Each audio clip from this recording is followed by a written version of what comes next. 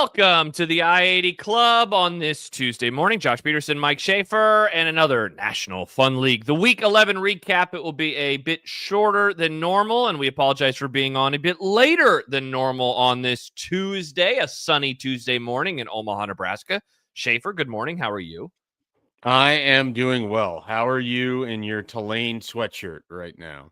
I'm great. It's very comfortable. I'm feeling good. Matches my mood, I think. A light blue, fun mood. Are you worried Tulane's going to have to make another hire of another good coach because they've lost Summerall's about to leave? Now, Summerall's probably going to be at like Auburn or somewhere like that. Yeah, Ole Miss maybe. Yeah. I am. I'm worried for my green wave of Tulane. Good luck to them. Good luck to us, all of us, on our search for the next head man as Summerall leaves and goes somewhere else. But that's not what we're here to talk about. This is not the foremost Tulane podcast on the internet. This is... We could be if we wanted to be, though. Yeah, that's because you don't want to talk about the Vikings. No, that's okay. I'm just saying, like, there's probably not that many Tulane podcasts. Yeah, there's someone who walked around their campus and asked if anybody knew who Willie Fritz was in like 2016, and the answer was resoundingly no. I feel pretty confident that there's not like there's a huge, groundswell of Tulane support down there. Understandable and also very sad. They shouldn't have left the SEC what back in the 1950s, and maybe people would be doing podcasts about them. But instead, they could have been the Vanderbilt before Vanderbilt. They could have had Diego Pavia right now, but instead they don't, but they're still a solid football team. Schaef, 11 weeks of the NFL season are in the books. Yet again, I find myself starting up this podcast with you on a Tuesday morning and saying, does anybody want to prove that they are good? Nobody is good. The teams win this weekend, and yet I still don't buy into them. We don't have to do that exact discussion because, again, we have done that now. Can we drill in on it, though? Because there's one specific team where it's like, what is it? You on this space a few weeks ago were ready to declare the Chiefs were back and that they were Super Bowl contenders yet again. And you poo-pooed me when I had the Broncos at number 2 in my team list. Damn it. I continue to look out at this thing, and I get they are not conventional. The Broncos? Yeah. But is it you just think the Bo Nix thing is going to fall apart at any point? Because they have the best set of wins in the league at this by point. far. I mean, I guess it's them and the Eagles, right? Both of their losses, Eagles have their losses are last-second field goals, one of which shouldn't have counted. Correct. And then, the other one against the Chargers, the game I felt like they had in hand, and they kind of just let it get away from them. That was a weird ending to that game, yes. And so I have no money to be gained by this statement. I wish that I did. I have been picking them more in a week-to-week context. But I think I'm ready to just say the Broncos are the best team in the AFC. Wow. I feel comfortable putting them over the Colts and the Patriots. I feel comfortable putting them over the Chiefs, having gone head-to-head with that win. Sure. I will say, the Bills are sort of the team that lurks for me because it tugs at the heartstrings a little bit. Because my heart wants the Bills, just in all obvious content. If you haven't picked it up by now in 2 years or 3 years of us doing this, I am outwardly rooting for the Bills to get over the hump. Yes. And yet I think the Broncos are better. Yes. I'm not ready to say they're the best team in the NFL because I think the Rams own that for now. I would say like a Rams Broncos game, I think would be a toss up. I don't think there's an obvious, yes to that. But they won that game. They don't have Surtain. They're just good enough on offense. It's not like the 2000s Ravens defense or anything, but it's a pretty good defense. I mean, their ability to get pressure on anybody is insane. Astounding. Yeah. And they kind of have the recipe of last year's Eagles team to me. Like grind out games. You do just enough. Your quarterback isn't a star, but in big moments, he had some huge throws against the Chiefs down the stretch. Yep. You have just enough weapons on offense to be annoying. I do wonder about J.K. Dobbins, how much of a hit they're going to take because that running game was kind of quietly pretty good for them. But I guess I'm basically here to say if I had to pick a team to make the Super Bowl out of the AFC right now, it's the Broncos. And I was there a few weeks ago, but I feel better about it now than I did at that time. Yeah, and part of it too, I think, is and I don't remember if I was talking about this with you. I think I was talking about this with you over the weekend, right? How like the current top 4 seeds, so in the AFC, aka the division leaders at this moment in time, Yeah. Broncos, Patriots, Colts, Steelers. How I don't trust any of them, and at a certain point, I do think that I need to get over myself, because just because I All haven't the time. I've told you that many times. just because I haven't seen them do it doesn't mean they can't. I mean, I keep bringing this comparison up, Schaefer, across the various entities that I talk into a microphone for. But like in the mid-aughts, we had this stuff all the time. We had Yeah. really weird, strange, and the Super Bowl that I brought up to Severe yesterday was we had that Seahawks Steelers Super Bowl 40, which like that was a weird one because that Steelers team was the 6th seed. They were not very good in the regular season, but they got into the dance and they kept going and then they won. Like for years, that happened all the time where like the Rams came out of nowhere in 1999. I'm trying to think of other out of nowhere type teams. Like that was a regular occurrence. And then like Tom Brady, Peyton Manning, like those teams just kind of started owning the league into Patrick Mahomes, et cetera, et cetera. So it's like, why can't the types of years from my youth reappear in the NFL today? And like, I mean, I know my answer. Why don't I trust those teams? It's because of the quarterbacks. And if I dial it down a little bit more, it's because I have not seen those quarterbacks succeed over the course of a January. But I mean, all you got to do is wait for it to happen. A few years ago, Matt Stafford had never succeeded in the postseason, Right. and now Super Bowl champ, and he's an MVP candidate, the MVP candidate this year. So it's like sometimes you just have to watch it happen. And so maybe I'm holding on too hard to, I want it to be the Bills, even though the answer is probably right in front of me that it's some combination of Broncos, Patriots, Colts. I don't think Steelers. Broncos, Patriots, Colts, and maybe Bills. You could throw the Bills in there too, but maybe that is what the answer is going to be. Yeah, and even to kind of what you're saying about the odds, I mean, you go to the 2010s, like that Giants team that won in 2012, the Ravens 49ers Super Bowl, and a year later. You already mentioned Bengals, Rams. Like we get these years, and I think this is one of those years where you hear people have conversations about, oh, there's only so many teams that can actually win the Super Bowl. I don't think that's true. I think we could easily have a year. I can tell you teams that won't win the Super Bowl. The Bears, they're not going to win the Super Bowl. The Packers, they're not going to win the Super Bowl. The Vikings, they're not going to win the Super Bowl. I feel the Cowboys, they're not going to win the Super Bowl. I feel good about taking those teams out. Yeah. Anybody else, I think, is very much in the mix. The Cardinals, I think I'm done with the Cardinals. They hurt my feelings this weekend. I have to say nice things about the 49ers. Congratulations. You have Brock Purdy back. They scored like 45 points. They dominated that game from the beginning to the end. He was looking good, man. He was looking good.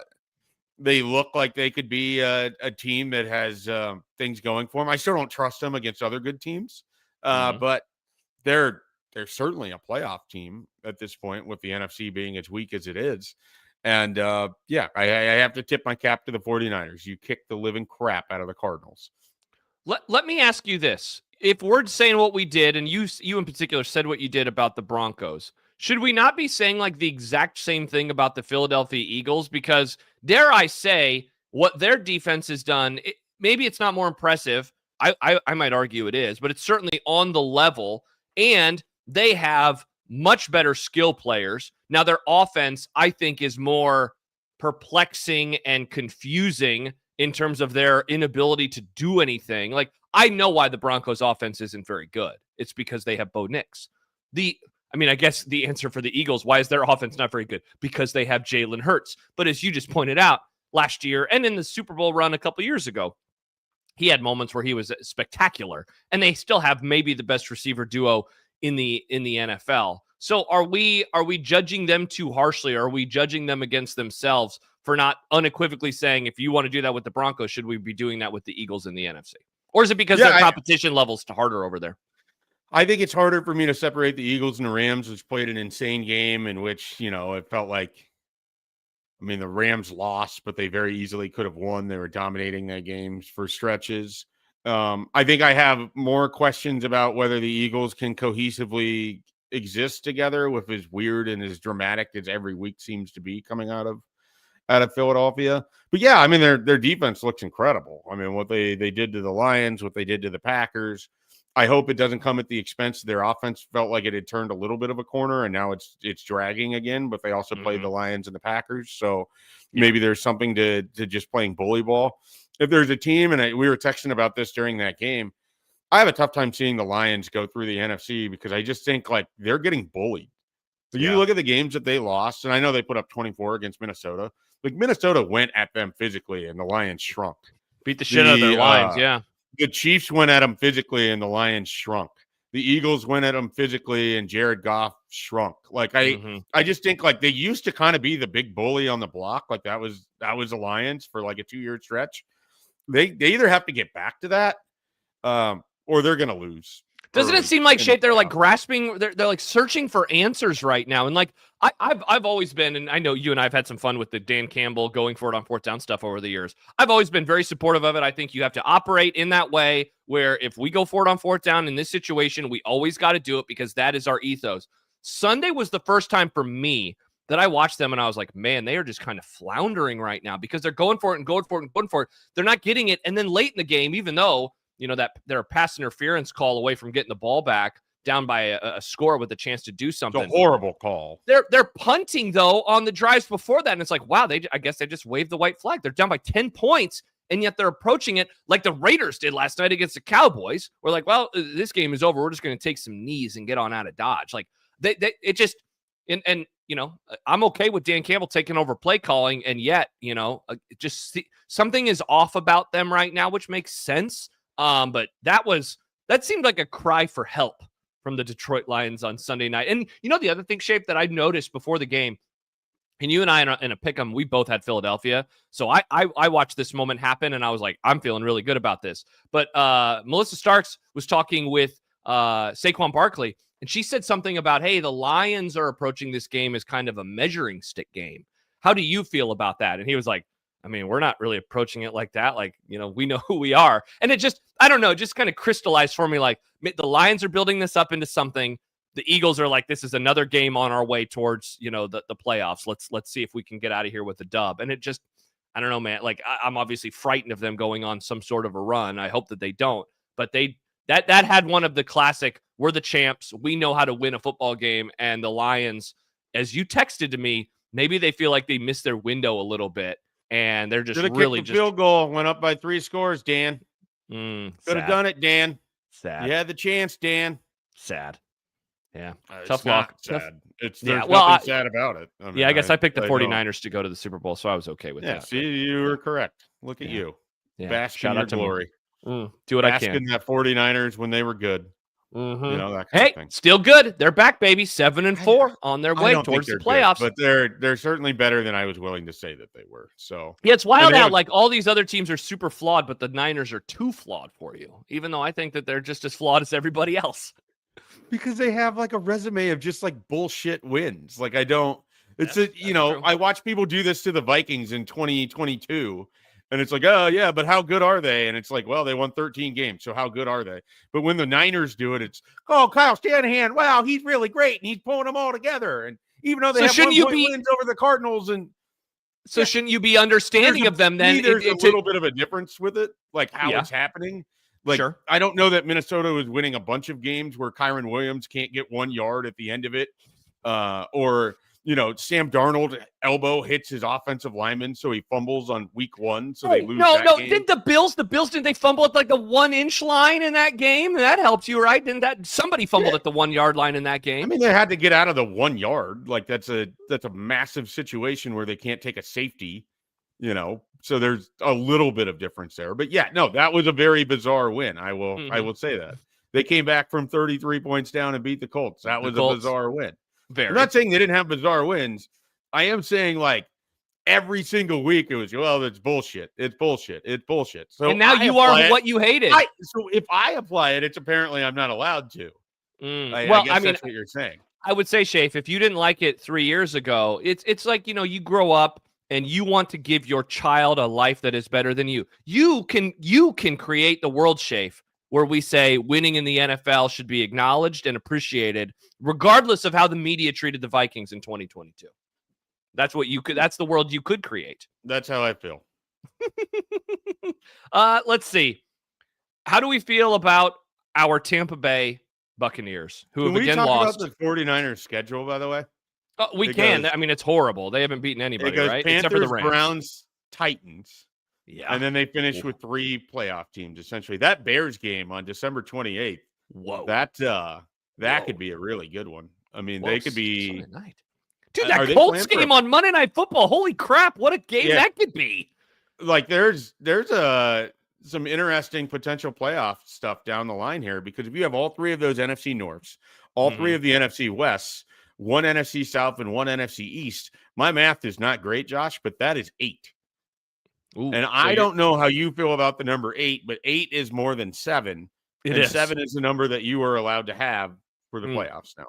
Used to be 6. People forget. But God, I miss those days, because the 2-seeded Dallas Cowboys in 2023 would have been on to the second round. Thanks for reminding me. Yeah, right now, it's Eagles, Rams, Bears, Bucks. Those are the division leaders. Seahawks, Packers, 49ers. Those are the wild cards as it stands right now. Get the hell out, Detroit.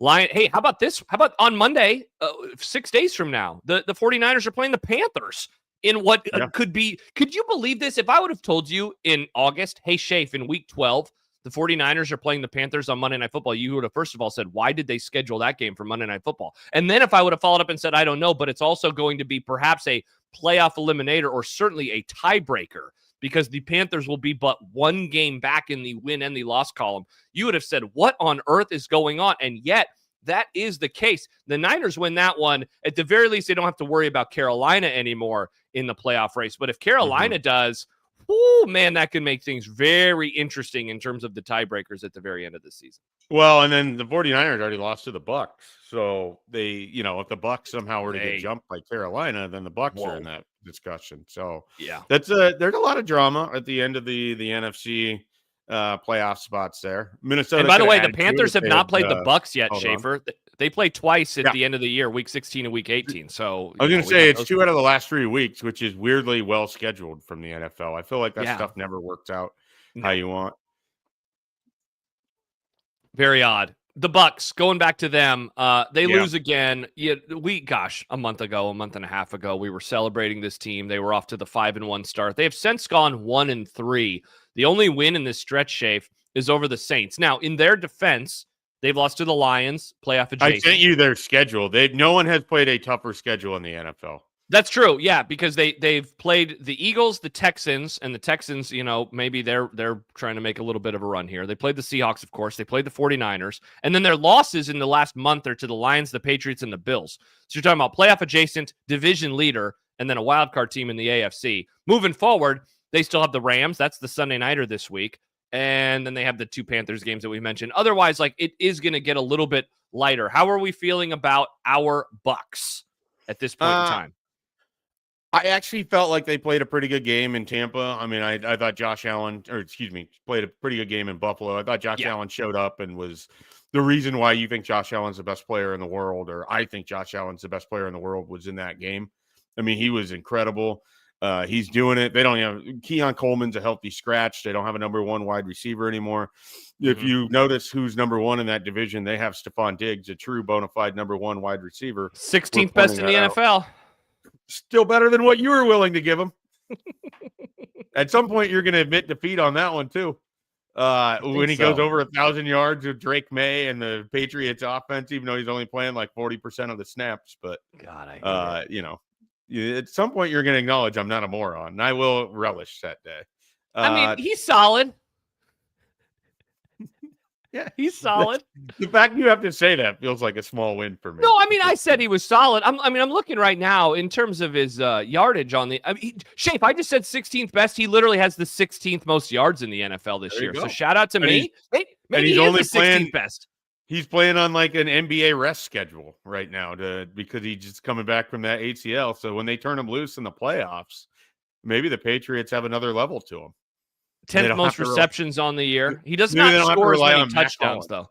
He's no Jake Ferguson in terms of touchdowns, or George Pickens. He only has 3. Those guys have 7. Yeah. How did we get on the Patriots? We were talking about the Bucs. I'll get it back to the Bucs here. All right, perfect. I'm not that worried. They just need to get healthy. They take care of business to win their division. I still think they're a dangerous team. Nobody wants to play in the playoffs. I think they can play you hard, home or on the road. I don't look at the only NFC team, and they beat them last year head to head. was the Eagles. And so I don't think they would have any concern about going up against that team. I think one of the great things about this Bucs team is they have kind of a swagger with Baker that they can go play anybody in the NFC. They got the Rams this week. It wouldn't shock me if coming off of that hard-hitting game against the Seahawks, if the Rams maybe struggle bouncing back against the Bucs. And Tampa still hasn't gotten Bucky Irving back. Like, they've been really banged up. They have 2 starting offensive linemen missing. Like, this has not been the best season for Tampa in terms of health, but they're still grinding things out. They're still a really tough team. I think they have one of the better offenses in the NFL when it's clicking. And we saw that against the Bills. And the Bills had to have a superhuman effort from Josh Allen. They had a couple really nice defensive plays. Guys just, a really important interception over Baker Mayfield. But, I feel both of those teams, like they're not having the seasons that I envisioned when I picked for them to play in the Super Bowl. But I still think the Bucs and the Bills are dangerous in their own right. I just don't know that they're going to be prohibitive favorites the way that I thought they were going to be coming in. Yeah, heck, I mean, Schaef, if we began the pod like we did, talking about, hey, this could be a wild year and we could see some really weird stuff. Like, we've been viewing that more from the regular season perspective of the top of the AFC in particular, and how these teams are not really coming out of nowhere, but maybe a bit ahead of schedule. Though I would say the Colts have kind of come out of nowhere, at least to have the record that they do. But why couldn't that apply to the playoffs, where a 4 seed and a 5 seed? It absolutely can. I think so too. Yeah. Like I was in Vegas the other week. That's why we didn't have the podcast on Tuesday. And I put down a futures bet on the Ravens to win the Super Bowl, because the odds. What kind of odds did you get on that one? It was plus 1,800 maybe or something like that. And so, I mean, they didn't look good against Cleveland. They've got a long way to go to be a Super Bowl team. But at the same time, are you telling me if Lamar Jackson and Derrick Henry and John Harbaugh and that group is playing against the Colts in the second round of the playoffs, like, I feel okay about that. Like, I just think they're just dangerous enough every week that they're this kind of team that, could string it together like they're the Giants in 2012 or something. So, or the Ravens, a year later. So or 2 years later, whatever it was. So they're a threat to me as well. I mean, I think we have a really fun next handful of weeks coming up, and we've been lamenting leading into this past week where it felt like every matchup was fun, or at least the ones that it was not hard to pick 4 games to put in the quad box opposite of the Vikings Bears for me this week. It was certainly great in the late afternoon window. I'm over at my in-laws and they've got Chiefs Broncos on, and I've got my phone out for Seahawks Rams. So I've got that going on, and didn't really have to care about the 49ers Cardinals, because that one was over right away. And then the one game I watched 0 seconds of, outside of a Josina Anderson tweet celebrating the great pass from Shedeur Sanders for a 3-yard drag that the receiver was able to get a first down out of. I think Jerry Jeudy. It was a nice play by Jeudy. Yeah. Outside of that, I saw no plays from that Ravens Browns game. So the Ravens might just be trash and be like, well, you just burned your money. But I still think they're going to win the AFC North. I do too. I'm worried that they might be trash and that you did burn your money, at least in terms of a Super Bowl future. But that division is so bad, and now Aaron Rodgers is hurt. Though maybe that's addition by subtraction for the Steelers. But yeah, that was a wonky game for the Baltimore Ravens versus the Cleveland Browns. By the way, Schaef, you mentioned how we're getting into a really nice stretch. Just peeking ahead real quick to Sunday, in terms of like playoff adjacent or rivalry type matchups that are interesting. Steelers Bears. I mean, that's certainly 2 teams that have better records than I would have guessed at this point in the season. Your Vikings play the Packers, and who knows what the hell's going to happen in that game. Yeah, I literally think that's a toss-up coin flip game for, I know Minnesota's 4-6, but Green Bay really had no business beating New York on Sunday, which is embarrassing because the Giants weren't exactly doing anything in that game. No. Also in the noon window. Those are noon games. Colts, Chiefs in the noon window as well. Huge game for Kansas City. Wow. Absolutely massive. And hell, Thursday, Bills Texans. Monday night, we already talked about it, Panthers Niners. We just mentioned the Bucks and the Rams. And what's the Sunday night game? That's the Bucks Rams. Yeah. Oh my. Wow. Yeah. And then the 325 is the Cowboys Eagles. And so, let's see what the Eagles are only like a 3-point favorite, which is nuts to me. I'm going to absolutely take the Eagles in the points in the pick'em, and then hope that I'm wildly wrong. Hey, a couple other teams, Schaef, that I wanted to hit on with you over the course of the last few minutes here. The first one, I want to talk about Seattle because we had a bit of a debate a couple of weeks ago about Sam Darnold and him in big games, and where I essentially said, I just don't trust him, and I'm going to need to see him do it before I believe in them. Even though I really have liked this Seattle team, he turns it over 4 times on Sunday. They only lose by 2. And I wonder how you viewed that performance given the discussions that we have had, because I asked Bishop this yesterday. Of the 4 INTs, I think at least 2 of them were like wildly on him in just a horrific way. I think you could make the argument for 3. Did that performance, and I know that you mentioned it, that wasn't on the main TV at the locale that you were at on Sunday, but did that give you any sort of a pause on your belief in the Seahawks, just given how poorly he played in a massive game that they, in the end, like, we'll see what it cost them seeding wise, but it could be one that knocks them down to the 5 seed. I mean, this seems really reductive, but is the answer no, because they still had a chance to win it at the end of regulation? Yeah, that's fair. Absolutely. I mean, and that's not to say that Sam Darnold was a reason they had a chance to win it, though he still threw 4 interceptions and put him in position to Not be in that game still. Mm-hmm. So I would say that it's a continuation of a trend that doesn't look great for him going back to, when he's played. And it could just be something with the Rams. The Rams have had his number. He's lost to him the last 3 times he's played. He hasn't looked good in any of those 3 games against LA, that Lions game. But I can look at games from last year and when they played the Seahawks and he stepped up and made that fantastic touchdown pass to Jefferson at the end of that game. Sure. When they played the Packers, everyone's favorite team in America, and he ripped them to shreds. I mean, when they played the Lions in October and he had them on the precipice of beating a Detroit team that everybody said was the Super Bowl favorite. I mean, it's not that he can't play well in these games. I think there is a certain game flow that works better for him than others. I do think that he is more likely, if it starts off poorly, to press, and when he presses, things can get bad. But at the end of the day, they have Jackson Smith-Njigba. They have a great defense. I think they have a pretty good head coach, and I think they're a dangerous team. I mean, a 2-point loss with 4 turnovers and the opportunity of which they could have stole the win at the end of it.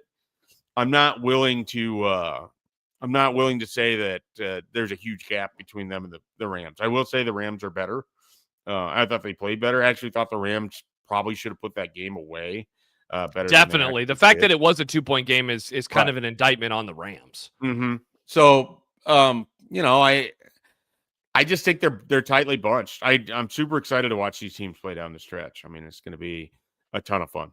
Yeah, I mean, the thing about the NFL that is so fun, and I talked about this with McMaster on Sunday and before the witching hour, like, I wish that the seeding was different. I wish that it was a straight seeding in the NFL in terms of playoffs. The fact that it's not, though, really does make things super stressful at the end of the year in, like, the best way possible as an outside observer, at least, because it's like, wow, you remember that year, Schaef, 2019, when the 49ers played the Seahawks in the winner-take-all Week 17 game, and so the winner is the 1 seed, the loser has to go on the road to start the playoffs, and, like, that type of pressure is awesome. That literally happened last year with my team. Yes, I know. I'm sorry. I don't know why I thought of the 2019.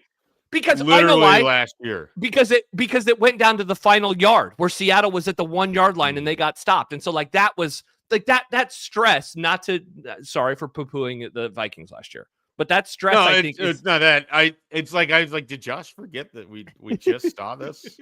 Like, I think it was the 1 yard line that was in my head. Detroit and Minnesota both came out after that and were like, it's really dumb that the loser of this has to go on the road. Has to go on the road. Yeah, exactly. And so, like, I don't like it, and yet it does make for a very interesting end of the season when you have a division like that. And who knows, man? Let's see what happens with the AFC East too, because while the Bills are 2 back in the win column, they're only 1 back in the loss column of New England, and they do get a rematch. Now that one will be in Foxborough the second time they have played this year, but like that type of pressure, I think, is just super, super fun. Again, as an outside observer, if I was the Vikings last year or if I was the Seahawks in 2019, I would have been annoyed as hell that a loss to the 1 seed dropped me all the way back to the 5 seed. And thus you have to go on the road in the playoffs. Works. That is, you got to go win the rules. games when you have the opportunity to win them. I mean, it sucks, but it's just kind of how it is. Yeah. So that is what happened there. I'm with you. Like, solid by the Rams, good win, but there's still something about them, man. And Bishop is always talking about the special teams, and their special teams is garbage, certainly. Though that punt at the very end of the game, I was going to say, yeah, wonderful. Whatever about their special teams, they used it all up on that punt. Mm-hmm. I did want to ask you about the Bears because not only are they on their way towards the playoff berth, but they are currently in full position in the NFC North. Are they going to make the playoffs? Like, have you gotten there mentally yet that this is for sure going to be a playoff team, or do you see the type of regression coming with them? I mean, dude, to bring back the 2022 Viking comparisons, they are pulling games out of their asses right now, week after week. They are doing it, though, unlike that Vikings team, because that Vikings team beat playoff teams along the way. Go back and look at the schedule. You know this as well as anybody. This Bears team is doing it against absolute slop week after week after week after week. And now, though, they sit at 7-3 on the year. They have won 3 games in a row. Schaef, their point differential is -6 on the entire season, even though they have 7 wins. So I know that you're not a believer in them, but are you a believer that they are actually going to be a playoff team, and that's just because the rest of the NFC is what it is? Yeah, I mean, I think a lot of it is sort of they've taken advantage of their schedule. I mean, what was funny to me on Sunday is that Minnesota played about as bad as you possibly could on offense. Gave away at least 6 points, 3 on the interception on their side of the field that the Bears got the field goal out of, 3 on the interception that J.J. McCarthy throws up, where Minnesota's getting at least 3 from where they were on the field before the end of the first half. And, that's you lose a game by 2 points. And Minnesota had no business winning that game. It would have been a total steal of it. But it also comes back to this is not a good Chicago team. Like I don't want to take away from the fact that they're having a fun season, but let's revisit every single win that they have. They beat Dallas in week 3. They beat Vegas in week 4. They beat Washington in week 5. They won by 1 point against both Vegas and Washington. They game-winning field goals right at the end of the games. Only team in the history of the NFL with back-to-back wins that were 25-24. Crazy. They beat New Orleans 26-14. They lost to the Ravens and Snoop Huntley. They won the wild game against Cincinnati 47-42. They won a wild game against New York 24-20 after Jackson Dart gets knocked out. They beat Minnesota in which I would have told you that J.J. McCarthy was absolutely atrocious and would have no business winning that game. You want to go look at Caleb Williams' stats from Sunday? Bad, I bet. He and J.J. McCarthy had the exact same completion percentage at 50. Oh, my God. They each were 16 of 32. Yikes. I don't know how else to explain. Like, the thing that Caleb Williams did that was huge was he avoided sacks. I mean, a couple just incredible escapes. Yeah, he threw for 193 yards on 32 attempts. He didn't have any interceptions because when he missed, he usually missed so horribly bad that nobody could catch it, which airmailed it. And there was a couple in there where it just fell right in front of Minnesota. They couldn't get it off the tip. But, I mean, they're a weird team. They've got a really tough next 3-game stretch. But, again, they're catching a Steelers team that may have a backup quarterback, which would be like the 7th backup they played this year, which just seems insane. But that's also the NFL. So, and then they get the Philadelphia Eagles, and then they get the Packers. Dude, their schedule, look at their schedule. I mean, they got Eagles coming up, they got Steelers, they got Packers twice, they got the Niners and the Lions. Like, the only easy is in quotes because the Browns are easily going to take you down into the muck. But that's the only quote-unquote easy team that they have left moving forward. Like, we're about to learn how good they are because the teams, so you just ran through the teams they've beat. The teams they've lost to are your Vikings in week 1, the Lions, and the Ravens. So, like, for the most part, I mean, it is playoff and playoff adjacent teams. So when they play those types, they lose. When they don't, they win. And now they're about to get into a stretch where they are only playing playoff or playoff adjacent. They don't have a single win over a team with a current 500 record. They didn't have a single win over a team with a over 500 record at the time of which they played them. Dallas was 1-1. Yeah. Vegas was under 500. Washington under 500. New Orleans under 500. Cincinnati under 500. Giants under 500. And the Vikings were 4-5. Yeah. So and now it's going to be Steelers over 500, Eagles over 500, Packers over 500, 49ers, and Lions. Like, it's all going to be playoff teams now. I don't think the Steelers are particularly good, but that is Hell not no. going to be an easy matchup for them. No. And that game is in Chicago, so we'll see. And we're getting to that time of the year, obviously, where weather is going to start to play a factor. And then they're going to have the short week at Philadelphia on Black Friday as the Nebraska-Iowa game comes to an end. Eagles-Bears will begin over on Amazon Prime. Good God. That has just like 18-17 written all over it or something. Put that on the board. 16, 16-15, something like just inexplicable. Something teen to something teen is what it is. Yeah, it's not going to be a very good football game. Have we missed on anybody? Cowboys get a win last night. We talked about it a little bit on Before the Witching Hour. I didn't really know exactly what to expect. I did think that the emotions of the last couple of weeks for the Cowboys, I did think that they were going to come out victorious. CeeDee Lamb, man, something's going on. Him and Pickens don't start the game. My guess is they missed some meetings or whatever. CeeDee had another. It didn't matter. Well, it mattered for anybody who was in a pool where exactly 33 points wins them money. But CeeDee that was annoying. Drops a touchdown. Very, very pass. Annoying.